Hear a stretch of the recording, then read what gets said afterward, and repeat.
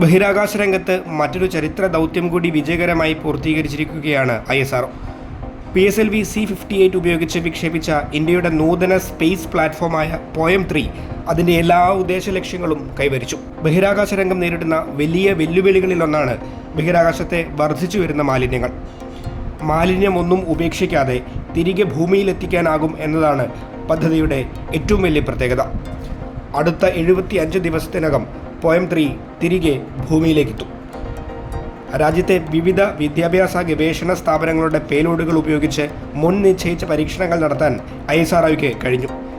തിരുവനന്തപുരത്തെ LBS institute of technology for women വികസിപ്പിച്ച UV index അടക്കമുള്ള സൂര്യനുമായി ബന്ധപ്പെട്ട പരീക്ഷണങ്ങൾ നടത്തുന്ന വിമൻ എഞ്ചിനീയർഡ് സാറ്റലൈറ്റ് അഥവാ VSATഉം ഇതിൽ ഉൾപ്പെടുന്നു. വിക്ഷേപണശേഷം ഭൂമിയിൽ നിന്ന് 350 കിലോമീറ്റർ അകലെയുള്ള വൃത്താകൃതിയിലുള്ള ഓർബിറ്റിലേക്ക് പേടകത്തെ മാറ്റിയിരുന്നു. പേടകത്തിലെ പേലോഡുകളെല്ലാം കൃത്യമായി പ്രവർത്തിച്ചു.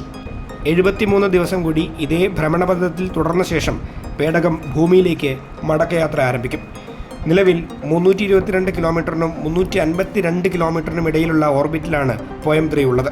ബഹിരാകാശത്ത് മാലിന്യങ്ങളൊന്നും ഉപേക്ഷിക്കാതെ പേടകത്തെ തിരികെ എത്തിക്കുക എന്ന സ്വപ്നതുല്യമായ നേട്ടത്തിനരികിലാണ് ISRO.